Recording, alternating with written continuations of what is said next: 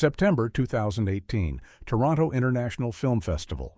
A packed conference room with 300 journalists, camera flashes going off like machine gun fire, and Clint Eastwood sitting at a table looking like he'd rather be anywhere else. He's 88 years old. He's just premiered The Mule, a film he directed and starred in, and a reporter in the third row is about to make a career-ending mistake. The question comes 20 minutes into the press conference. A young journalist from a major entertainment outlet, maybe 25 years old, fresh out of journalism school, stands up with his recorder held high. "Mr. Eastwood, you're 88 years old. Most directors retire at 65. When are you going to stop? When are you going to admit you're too old for this?" The room goes silent, not the comfortable silence of waiting for an answer, but the terrible silence of collective embarrassment. Every veteran journalist in that room knows what just happened. This kid just insulted Clint Eastwood, and he doesn't even know it yet. Clint doesn't react immediately. He just sits there, his hands folded on the table, his face as still as stone. 5 seconds pass. 10. The young reporter is starting to realize something is wrong. The cameramen have stopped shooting. The other journalists are staring at him. And Clint Eastwood is looking at him with those blue eyes that have stared down every kind of villain Hollywood could invent. Then Clint speaks. His voice is low, controlled, dangerous. "You want to know when I'm going to stop?" The reporter nods, but he's nervous now. "When I'm dead, that's when. Until then, I'm working, because that's what I do. I don't sit around waiting to die. I don't play golf and talk about the old days. I make films, and I'll make films until my heart stops beating or my brain stops working, whichever comes first." The room is frozen. The young reporter has gone pale. He's realizing the magnitude of his mistake. But Clint isn't done. He leans forward slightly, his eyes never leaving the reporter's face. "You know what your problem is. You think age is weakness. You think because I'm 88, I'm irrelevant, that I should step aside and let younger people take over. But age isn't weakness. Age is experience. Age is wisdom.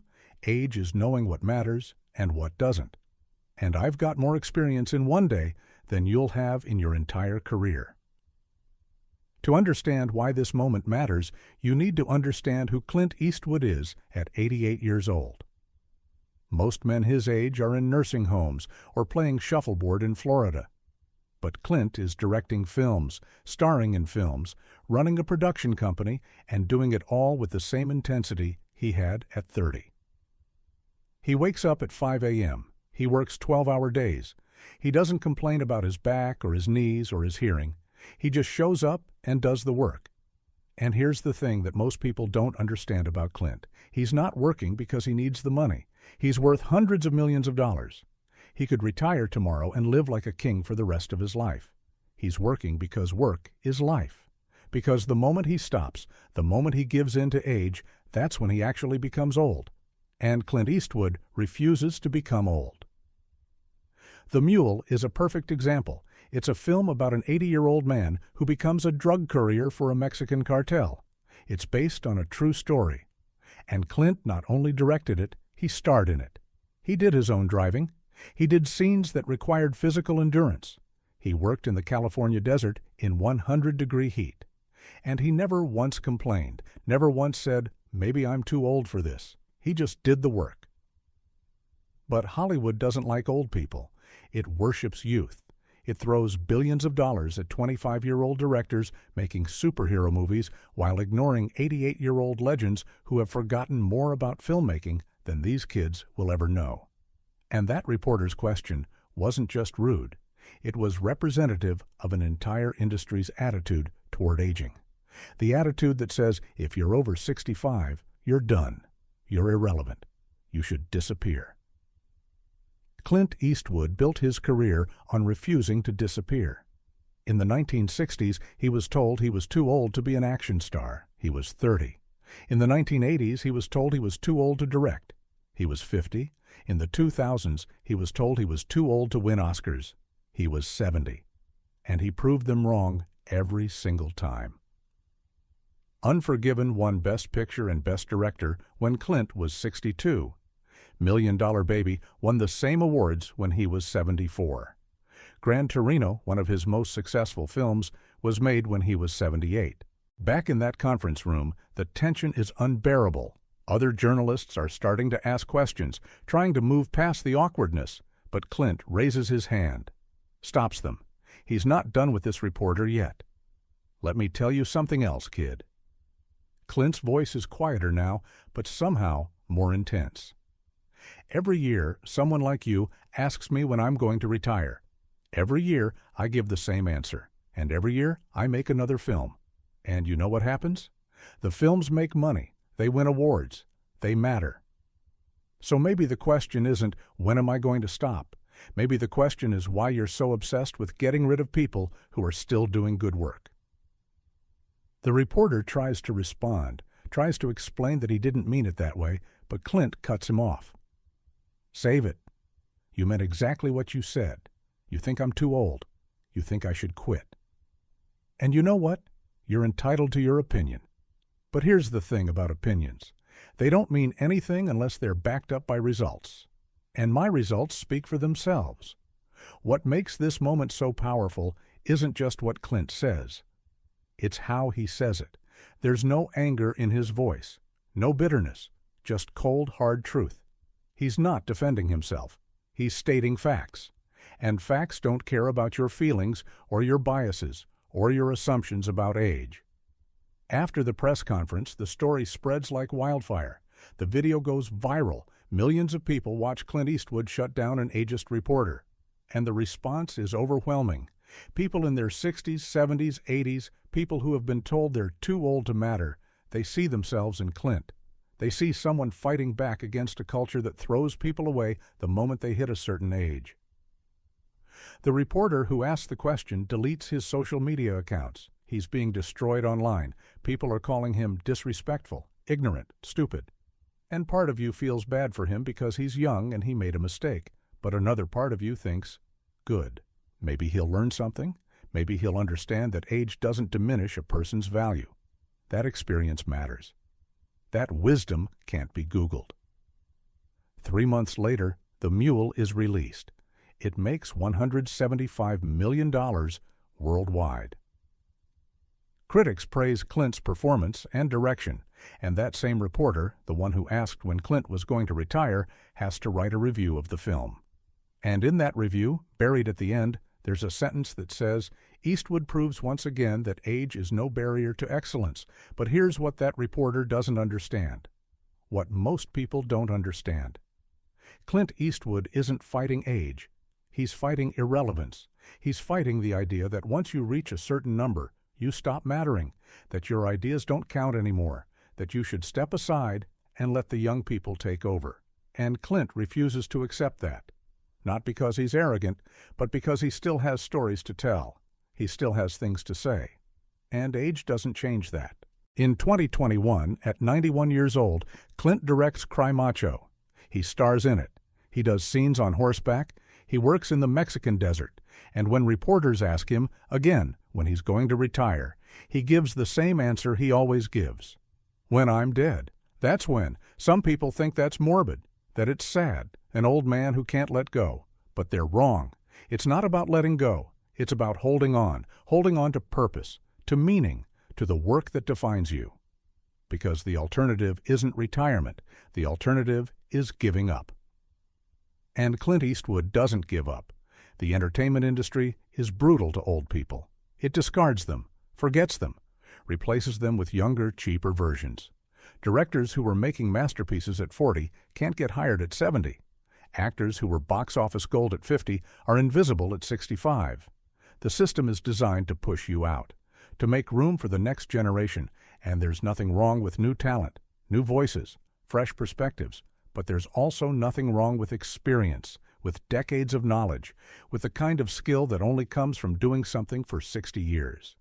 Clint understands this. He's lived it. And he's not going quietly. He's not fading into the sunset. He's standing in that conference room, looking at a 25-year-old reporter who thinks he knows everything, and saying, "No, you don't get to decide when I'm done. I decide that. Me, nobody else. That's power, not the loud, aggressive kind, not the kind that demands respect, but the quiet kind, the kind that comes from knowing who you are, what you're capable of, and refusing to let anyone tell you otherwise. Years after that press conference, a film student asks Clint what he would say to other directors his age who are thinking about retiring. Clint doesn't hesitate. Don't. If you still have something to say, say it. If you still have stories to tell, tell them. Don't let anyone convince you that age disqualifies you. It doesn't. It qualifies you. It gives you perspective, depth, understanding. Use it. The student asks if Clint ever thinks about his legacy, about how he'll be remembered. Clint shrugs. I don't think about it. I'm too busy working. Legacy is for dead people. I'm still alive, so I'm still making films. And when I die, people can talk about my legacy all they want. But until then, I've got work to do. That's the difference between Clint Eastwood and most people. Most people spend their later years looking backward, remembering, reliving. But Clint looks forward. He's always looking forward to the next film, the next story, the next challenge. Age hasn't slowed him down. It's freed him. Because at 88, at 91, at 94, he doesn't care what critics think. He doesn't care if his films make $1 billion or $10. He just cares about the work, about doing it right, about telling stories that matter. In that conference room in Toronto, when that reporter asked when Clint was going to stop, he wasn't just asking about retirement. He was asking when Clint was going to become irrelevant, when he was going to fade away, when he was going to admit that his time was over. And Clint's answer wasn't just for that reporter. It was for everyone, for every person who has ever been told they're too old, too slow, too outdated, too irrelevant. The answer is simple. You're not done until you decide you're done. Age is just a number. Experience is what matters. Skill is what matters. Purpose is what matters. And as long as you have those things, as long as you wake up every morning with something to do, somewhere to be, some reason to exist, you're not old. You're just experienced. Clint Eastwood is 94 years old now. He's still working, still directing, still telling stories. And when someone asks him when he's going to retire, he gives the same answer he's been giving for 30 years. When I'm dead, that's when. Until then, I'm working. Because that's what I do. That's who I am. And age doesn't change that. Nothing changes that.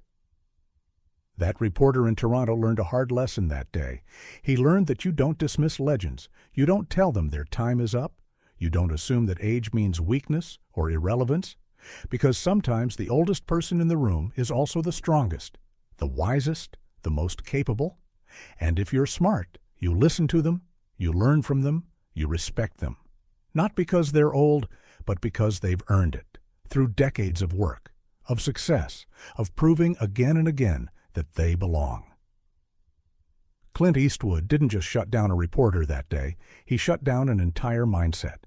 The mindset that says youth is everything, that old equals obsolete, that the only people worth listening to are the ones under 40. He challenged that idea, destroyed it, showed everyone watching that age is not the end. It's just another chapter. And some people write their best chapters late in the story. The conference ended 20 minutes later. Clint stood up, buttoned his jacket, and walked out. He didn't apologize, didn't soften his words, didn't try to make the reporter feel better. He just left. Because he had work to do, a film to promote, another project to plan, another story to tell. And he didn't have time to waste on people who thought he should be sitting on a porch somewhere waiting to die. That's Clint Eastwood, silent, stubborn, unstoppable. A man who understands that life is work, that purpose is everything, and that age is just a number someone else invented to make you give up. And he refuses to give up, refuses to slow down, refuses to let anyone tell him his time is over. Because his time isn't over, not yet, not until he says so. And until then, he's working. Always working. Because that's what legends do. They don't retire. They don't fade. They just keep going. Until the very end. If this resonated with you, if you believe that age shouldn't define capability, There's more where this came from. No pressure, just an invitation.